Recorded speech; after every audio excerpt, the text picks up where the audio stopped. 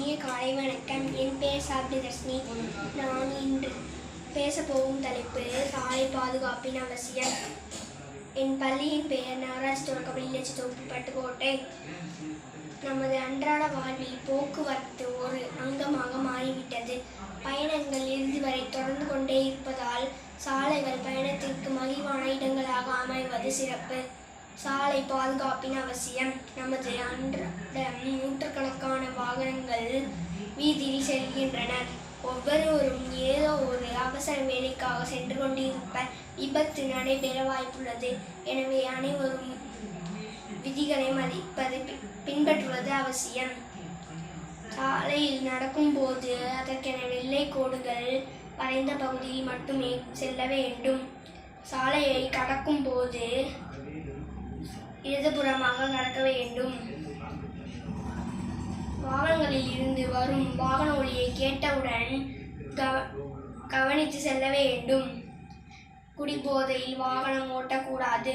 கைபேசி பயன்படுத்தி கொண்டு வாகனம் ஓட்டக்கூடாது. பிரேக் கண்ணாடியை தயாராக வைத்திருக்க வேண்டும். வாகன ஓட்டியாக இல்லாமல் போனாலும் வாகன ஓட்டி கொடுக்கும் சைகைகளை தெரிந்திருக்க வேண்டும். 18 வயது நிரம்பாதவர்கள் லைசன்ஸ் இல்லாமல் வாகனம் ஓட்டுவது குற்றம். மாணவர்களிடம் விழிப்புணர்வு.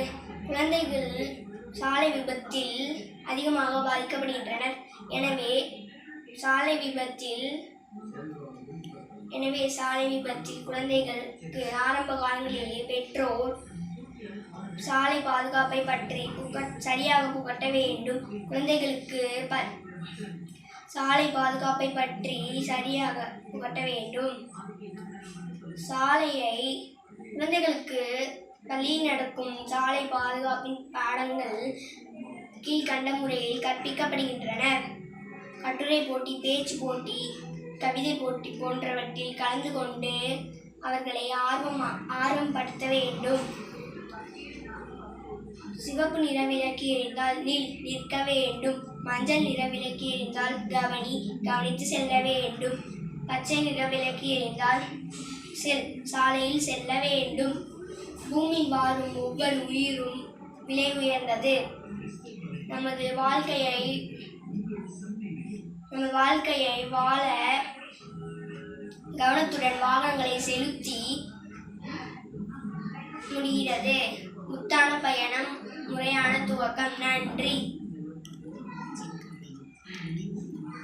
ஜெய் ஹிந்த்.